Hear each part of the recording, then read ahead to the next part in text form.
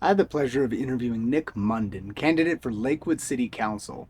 Our conversation included the structures and effects of local politics around us, things that he would keep and maintain, refine about existing Lakewood politics, things that he would also like to see changed about Lakewood politics, youth engagement in politics, as well as his own professional and personal experiences that would lend to the beneficence of Lakewood himself and the community citizens of Lakewood.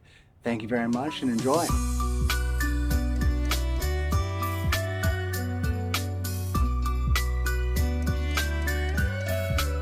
You are Nick Munden. You are running for Lakewood City Council, correct? Yes, sir. And for local city government, for local governments, they don't have political affiliations, official endorsements? Ooh. So Or is there a particular party affiliation that you do declare or topics that you particularly want to run on as a local councilman? so I am running as an independent. I've always voted independently. I'm a registered independent, and so yeah. But the main affiliations are Republican and Democrat. Okay. And then Lakewood City Council has 8 council spots, Correct. 2 council people per ward, which are like mini counties inside Lakewood. Does every city have 4 wards, or does that depend on the size of a city? So I mean that depends on the size of the city, the population, and how they break up their mini counties, as you said. Okay. Is there a specific ward then that would be affiliated to yourself or other council members? Oh yeah, mine is Ward 4. Okay. Dave Rain and Bill Furman are the current council members. Bill was just recently voted in during the emergency election, and that's who I will be running against. Okay. Um, and then for those of us that usually read more headlines with Mhm. federal, national, or even international level politics, what are some of the differences between local politics and the stuff we usually read in national headlines? Okay. So local politics is going to be more of your housing laws, more of your zoning laws. So that affects your like affordable housing, your rent, because it affects how developers can develop the land and what they're paying for to develop the land, which of course goes into your rent costs. So that's like the local. As far also safety, security, crime. That's more in your local government as well. Um, City taxes, that's your local government as well. Budget is your local government. So, you know, and as well, infrastructure also. Um, Federally, the way that comes down is in the way of funding, comparatively. Basically, federal government approves funds and writes overall legislation and makes an overall budget, and that trickles down to city and state level. So does the city of Lakewood get funding or financial assistance from the state or federal governments? Depending on what they are doing, if we're like writing grants for, say, affordable housing, that could be Okay. something that we would get it through the government, um, or through the state budget or the federal government. It just depends on what is allowed Okay. specifically in the grant. But it has to be towards something that is, a community betterment. So being a resident of Lakewood Mhm. and running for Lakewood City Council, are there things about the local politics and the local government that you want to make sure to maintain or Yeah, refine? yes, definitely. Um, the things that I want to maintain and refine is, at least growing up for me, there was a commitment to keep our parks. right? And to develop ecologically smart and sound. And that's why I love Lakewood. Is there's I can go run in an open space or within walking distance. Almost any neighborhood that you're in, I can Mm-hmm. go to a park within walking distance. And I think we definitely can refine that, can do better towards that, and can make some regulation and incentives, to help developers develop ecologically smart, to where we're not taking away from that identity of Lakewood.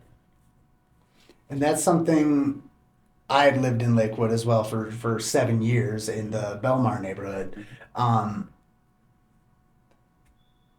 are there ways to balance the environmental conscientiousness with commerce? Because something I had noticed about Lakewood, it's very walkable. Mm-hmm. Like you said, you're always 5 minutes walking distance from a park. You're also 5 minutes from groceries. A Mm-hmm. lot of the outdoor malls and areas like that, you can walk to a part-time job if you're a high school student. You can walk to restaurants. You can walk home Mm-hmm. from bars and places like that. So, are there ways to balance the environmental mindedness along with the more commercialization? Mm-hmm. That's the big argument right now.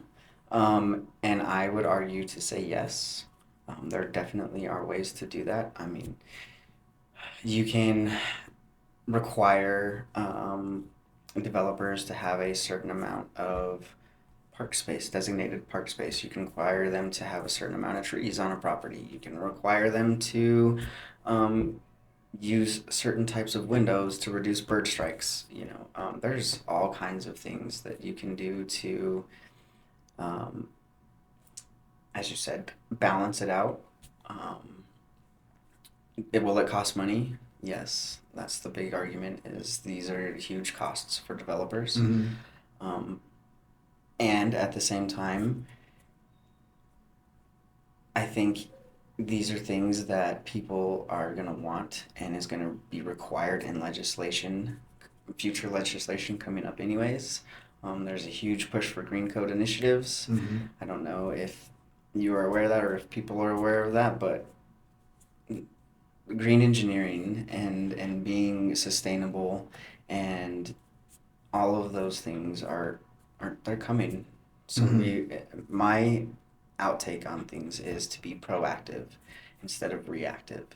So why not be a leader, make Lakewood a leader in these types of initiatives and these types of codes, and show that it can be done, that hey, we can balance all of it. We can have a walkable neighborhood that has beautiful trees, that uses certain types of light that turn off at a certain at a certain Mm-hmm. time. I mean, all of these things can be done. It's done privately. Why not do it publicly? They're saving Mm-hmm. money privately doing these things. So why can't we save money publicly doing these things? Yeah. And aside from the rhetorical arguments, it's very easy to speculate from a table, from a couch, from sharing conspiratorial ideas in a friend's basement, right? Mm-hmm. About how it could be done rather than environment or business. Mm-hmm. It can be both. You It, and I both have worked construction as well. mm-hmm. There's a lot of jobs in constructing newer, better buildings. There's a ton of jobs in ecology, in adding solar panels to parks, Mm-hmm. to parking lots, Mm-hmm. to more commercial businesses, as well as updating whatever kind of local programs for residential homes as well, right? Yes, Do you think that it can be environment and commerce? it has to be. Ah. I think that's where people get it twisted. Is it has to be because they feed each other. Yeah. One feeds the other. Um, and again, you mentioned it. There's tons of jobs. There's tons of opportunity for new jobs to be created that we haven't even come across yet, Mm-hmm. because we're always constantly creating new fields and new ways to do things. And that's what I loved about construction is I got to see that stuff firsthand, and I'm like, oh, we could do this better and this better and this better. And it's It's going to happen sooner or later. If we don't do it, somebody else will. And then for, again, a resident of Lakewood and wanting to be an agent of the Lakewood political engine, what would you like to see changed? Oh, first and foremost is the transparency. Okay. What Um, kind of transparency? Transparency with city council, transparency with a budget, transparency with law enforcement. So transparency with what city council is doing, thinking, acting? Yeah, more, I would say we could do a better job of being transparent and getting out there to the public and getting involved with the public, and making sure they're aware of the issues that we're working on, and inviting them to these discussions and inviting them to stakeholder meetings because let's just be honest, these developers aren't the only stakeholders in our community. It's our community that are the real stakeholders in our community. And I think, when money unfortunately is involved, we forget about that. Mm-hmm. And that's something that I want to bring back is, engaging the community on every level, whether that's me walking down the street and you want to have a quick conversation with me, or, that's me bringing attorney general candidates to speak at a town hall. So that's kind of where I'm at. And then what would more budgetary transparency look like for Lakewood? For me personally, it would look like, hey, we have X amount of dollars coming in. We're spending X amount of dollars on this. This is what we're going to have X amount of money on reserve for, and do it monthly. There's Okay. no reason why you can't do that with today's technology. And how ideally would that be communicated to the public? I mean, we have this lovely thing called the internet. We Mhm. have social media. You could make it to where you post it, just like you would have to post your public notice meetings. Just give a public notice. Hey, public notice. This is what we spent this month. This is why. This is where. This is how far behind we are, or this is how much surplus we have. What would you guys like to do with the surplus? Being stakeholders. Okay. And then for law enforcement, what does a local municipality have uh, in the influence of transparency with local law enforcement? As far as influence, there's a lot. Okay. Um, I personally have this stance of, and some of my constituents, um, slow response times, depending on crime, nature of crime, or even nature of medical emergency. And I believe, that needs to be shown. And you can do that with technology today. There's multiple platforms out there that show when a call is answered, what type of call it was, how long it took to get there, and what services were rendered. And that's the kind of transparency that I think every citizen deserves. The more detailed stats of the activities of law enforcement officers. Mm-hmm. Okay. Absolutely. There's no citizen oversight board, to my knowledge, for Lakewood Police Department, and that's one thing that I would push extremely hard for is a non-partisan outside oversight board that has no ties to Lakewood Police Department in any way, shape, or form. That can actually look into them if there are complaints, if there are internal affair reviews. You and I have spoken in the past about the generational sin of millennials was a bit of apathy. Mm-hmm. From 2001 onward, we did not want to talk about politics. We did not want to engage with politics. It was a very taboo subject not to Yes. bring up at the dinner table. Yes. Right. So for millennials, Gen Z, Gen Alpha, where do you see the path forward going for more encouragement of political discussion or direct political engagement for people running for local offices, national offices, oversight committees, things like that? Where do I see it going? I Yeah, mean, ideally. ideally, I'm hoping that and they are waking up. I'm hoping that they are realizing um, that they have a voice. No Mm-hmm. matter how old you are, even if you're 6 years old, you have the right to assemble. You have the right to petition your government. That's your First Amendment right. Anybody can petition their government. Anybody can publicly assemble and protest and make their voice heard and known and can write their city councilman, their mayor, their attorney general, their governor. Um, and I'm hoping that people use that because how else are you supposed to tell people that are in power this is wrong Mm-hmm. or this is right or maybe we can do things a little bit better this way. I'm always a person who thinks, if everybody's agreeing, then nobody's thinking. So I encourage that discussion, those discussions. I encourage those um, people who want to participate and engage, and hopefully, I can be someone that shows them that hey, it doesn't matter like what background you come from. If you struggle from addiction, if you've been homeless, if you've you know struggled with the justice system, you can still do these things. You still have a voice and you still matter. Do you think that that message is also the same one you would give to try to help the others that want to help encourage those that are wanting to get involved?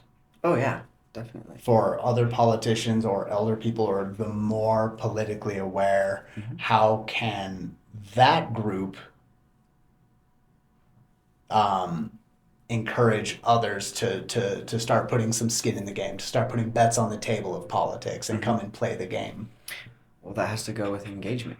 Mm-hmm. That has to go with stop being afraid to talk to the younger generation about hard topics.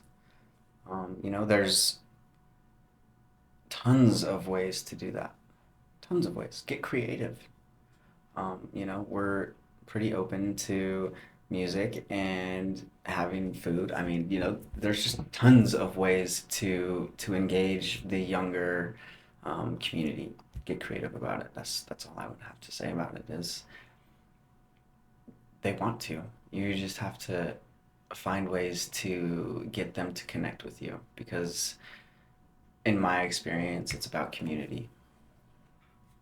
And those conversations, those political happenings are going to happen regardless of if we were talking about it or not. Yes. Politics will happen to you, ready or not. Exactly. Okay. And again, my stance is always be proactive Mm-hmm. instead of reactive. Why not act on something that I see can better our community instead of waiting to react towards something horrible that happened to our community that I could have, you know what I mean, that I could have prevented or that we could have prevented or we could have done better We do what we can. when we can. Do you have professional experiences that you think would help yourself, Lakewood City Council, and Lakewood community members becoming a council member? Yeah, definitely. Mainly, my professional background in safety. I was a safety coordinator for my last electrical contractor, doing electrical work as well. I'm pretty familiar with confrontational personalities. I'm bilingual as well. I think that would help me tremendously break down communication barriers, um, as well as, understanding codes and how they work, and how they're actually really applicable, and seeing firsthand, you know, the small, minute changes and how much it does affect developers Mm-hmm. on a cost wise, and how much it does affect the community members, as on an ecological side as well. So I think that definitely gives me a different um, perspective than others.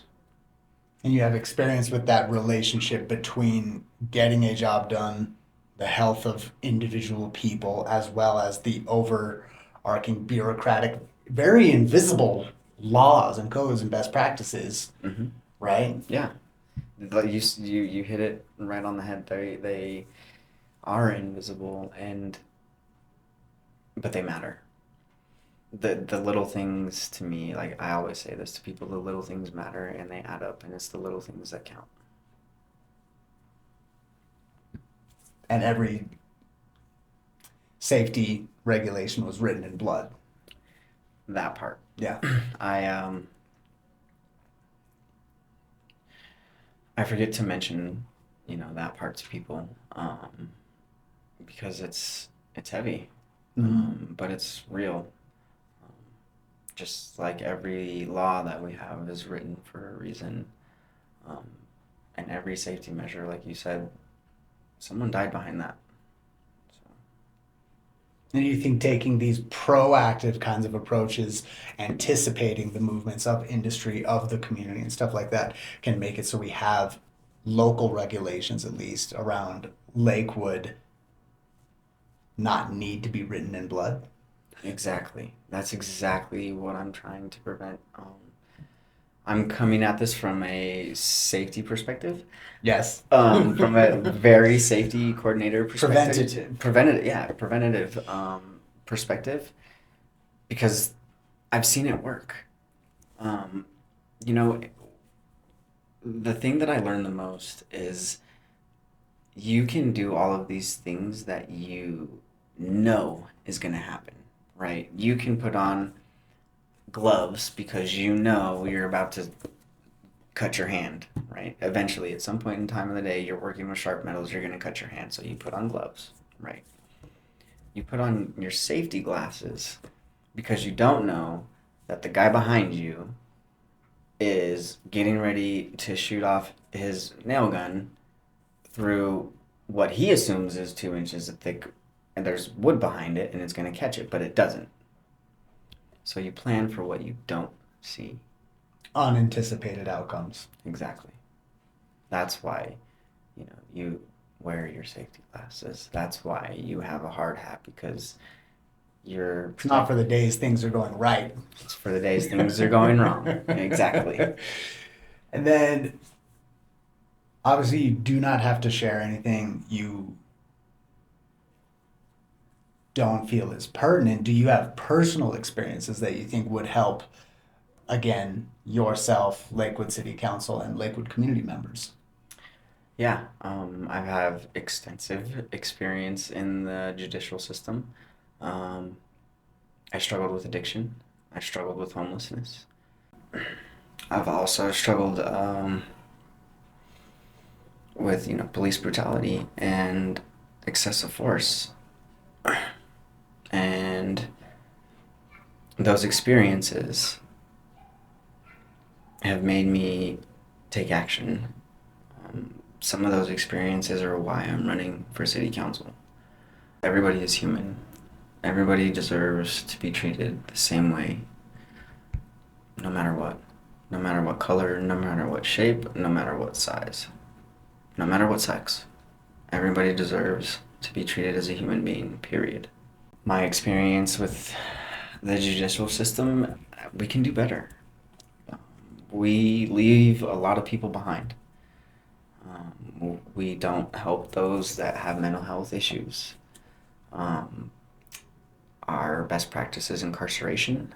80%, I don't know if people are aware of this, but 80% of those who have committed a crime have some shape or form of mental health diagnosis. Mm-hmm. I believe 90% of those who are incarcerated have some shape or form of substance abuse disorder. Whether that be, there's various forms of substance abuse disorder. Mm-hmm. You can, you know, um, and I feel we can do better with that. One of my strong things is reducing recidivism, like really reducing recidivism, offering real solutions. A perfect example would be um, Denver has a tablet program, right? I personally would use that tablet program to provide classes to, hey, you want to get your, and I do believe they have this, you want to get your GED, you can get your GED on this tablet and offer, like incentives for people to do that. The in-person visits, like all of those things, they add up. They matter. I don't know how to really explain to someone what it feels like to lose your freedom, to what it feels like to not be able to communicate to your family when you want to, Mm-hmm. or to, I don't have the words for that. Um, it's really hard to tell people. I think that's something that everybody should experience. If they are going to make legislation that affects people's lives like that, then you definitely should experience that before you make those considerations lightly. It is dehumanizing to be reduced to a number, to not have human connections, to not be allowed agency or autonomy. And that's exactly what they do to you is you literally are a number when you go to DOC. You are not a name. Yeah. Anything else you would like anyone to know? No, actually, I don't think so. I think that's pretty good. Fuck yeah. Thank you, bro. Thank you.